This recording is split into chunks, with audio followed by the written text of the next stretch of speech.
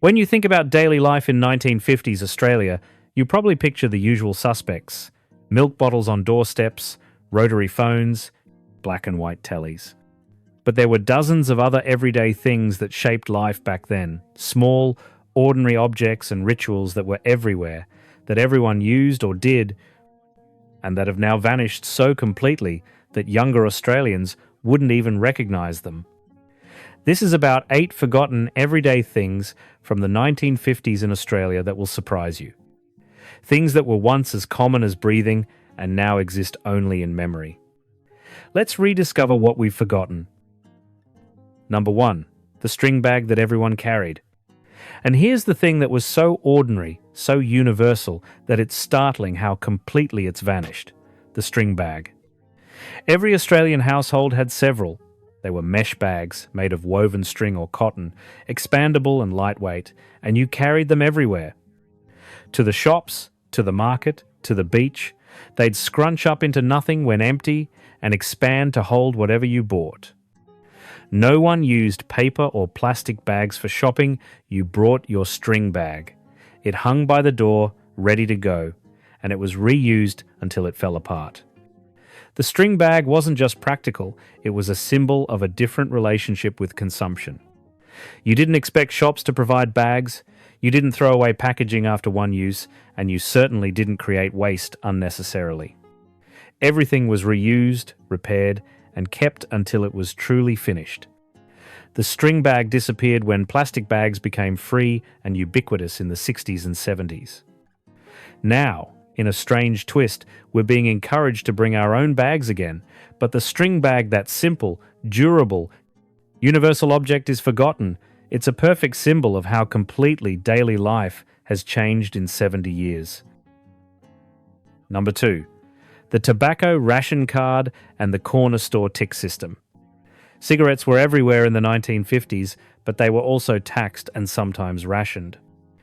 Many Australians, especially men, had tobacco ration cards that entitled them to purchase a certain amount each week. You'd take your card to the tobacconist or the corner shop and they'd stamp it when you bought your smokes. It was a holdover from wartime rationing, gradually phased out but still in use in the early 50s. But here's the other thing people have forgotten: the tick system.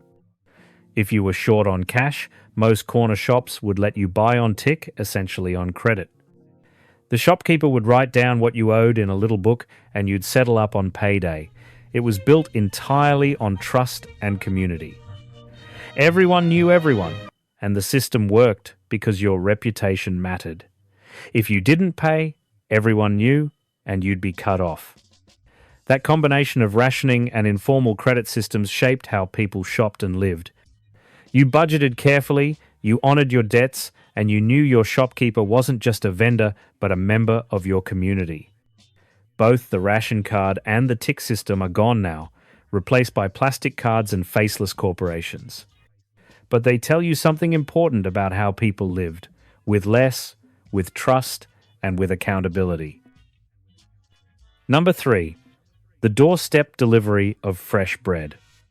The milkman wasn't the only one making dawn deliveries. In many Australian suburbs in the 1950s, the baker also came around, delivering fresh bread to your doorstep several times a week. You'd leave a note or an order in a box, and the baker would drop off loaves, white, brown, sometimes fruit loaf wrapped in paper. The bread was still warm, baked that morning, and the smell would fill the street as the baker's van moved from house to house. It was a service built on routine and trust. You'd pay at the end of the week, and the baker knew your family, knew your usual order, and knew when you were away. Fresh bread daily wasn't a luxury, it was how things worked. Bread went stale quickly without preservatives, so you bought or received it fresh and ate it that day or the next. When supermarkets started selling sliced, packaged bread that lasted a week, the doorstep bread delivery slowly disappeared. But for a generation of Australians, the sound of the baker's van and the smell of fresh bread at dawn is a memory that still triggers something warm and comforting. Number 4. The fly swat as essential kitchen equipment. In every 1950s Australian kitchen, hanging on a hook or lying on the bench, was a fly swat. Not a modern plastic one, but a proper wire-handled swat with a flat, perforated metal or leather head. Killing flies was a constant activity, not an occasional nuisance. They'd land on your food, crawl across the table, buzz around the room, and you'd swat them over and over all day long. It was so routine that kids would compete to see who could kill the most. The fly swat was always within arm's reach, and using it was second nature. You'd be mid-conversation and casually swat a fly without breaking stride. It was part of the background noise of daily life, the buzz of flies, the thwack of the swat, the small victory of another pest eliminated. Do you remember your mum or grandmother wielding a fly swat with deadly accuracy, or being handed one and told to make yourself useful? In the age of screens, sprays, and sealed houses, the fly swat has become redundant, but in the 50s, it was essential survival equipment. Number 5. The clip-on bow tie for special occasions. Men's fashion in the 1950s was formal by today's standards, and one forgotten accessory was the clip-on bow tie. Not the cheap novelty ones you see now, but proper fabric bow ties that clipped onto your collar for weddings, dances, or any occasion that required you to dress up. Tying a real bow tie was considered a skill, and most blokes didn't have it, so the clip-on solved the problem. You'd have one or two in your wardrobe, maybe black, maybe a pattern, and you'd clip it on whenever the situation demanded. It was respectable, it was practical, and it was everywhere. The interesting thing is how seriously people took dressing properly. Going to church, going to the pictures, going to a dance, you wore your good clothes, and that meant a tie or a bow tie for men. The clip-on bow tie is one of those objects that's completely vanished from everyday life. You might see one as a joke at a costume party, but in the 50s, it was a genuine part of every man's wardrobe. Number 6. The meat safe on the back veranda. Before every home had a fridge, keeping food fresh was a daily challenge. Enter the meat safe, a wooden or metal cupboard with mesh sides, usually hung on the back veranda or in the coolest part of the house. The mesh let air circulate while keeping flies out, and the elevation kept it away from dogs and rats. You'd store fresh meat, butter, milk, and anything that needed to stay cool in there, and you'd check it multiple times a day to make sure nothing had spoiled. It wasn't refrigeration, it was just the best you could do. On hot days, you'd drape a wet Hessian sack over the meat safe, and as the water evaporated, it would cool the contents slightly. It was low-tech, it required constant attention, and it didn't always work. Food spoiled, meat went off, and you learned to shop daily for what you needed that day. The meat safe was a bridge technology between the icebox and the electric fridge, and for a few years in the early 50s, it was in almost every Australian home. Now, it's a museum piece, if it's remembered at all. Number 7. Flypaper hanging from every ceiling. Flies were a fact of life in 1950s Australia, especially in summer. Every home, every shop, every office had long strips of sticky flypaper hanging from the ceiling. They were coiled up in a tube, and when you pulled them down, they'd unroll into a long, sticky ribbon covered in glue. Within hours, they'd be covered in dead and dying flies, stuck to the paper and slowly drying out. It was grotesque, but it worked.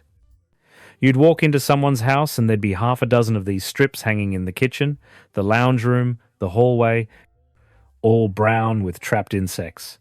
Every few days, you'd take them down, bin them, and hang fresh ones.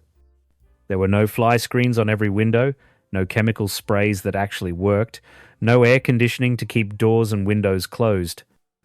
Flies came in, and flypaper caught them. It's one of those things that was so ubiquitous, so ordinary, that no one thought twice about it. But imagine walking into a house today and seeing sticky ribbons of dead flies hanging from the ceiling, you'd be horrified. Back then, it was just Tuesday. Number 8. The wringer washer and blue rinse day. Doing laundry in the 1950s was an all-day ordeal, and the centerpiece was the wringer washer. It sat in the laundry or out the back, a big tub with an electric agitator and two rollers at the top. You'd fill it with hot water heated on the stove, add soap flakes, and feed the clothes through the agitator. Then came the dangerous part, feeding each item through the wringer, two rubber rollers that squeezed out the water. You had to be careful. If your fingers got caught, they'd be crushed. Once wrung, clothes went into a rinse tub, and here's where it gets interesting. Mums would add Reckitt's Blue, a little blue cube that made white clothes look whiter by adding a slight blue tint. It was chemistry masquerading as magic. The whole process took hours, left you exhausted, and had to be done weekly. Do you remember the sound of the wringer squeaking or the sight of your mum's arms deep in sudsy water? Modern washing machines have made laundry invisible, but in the 50s, it was a ritual, a skill, and a test of endurance.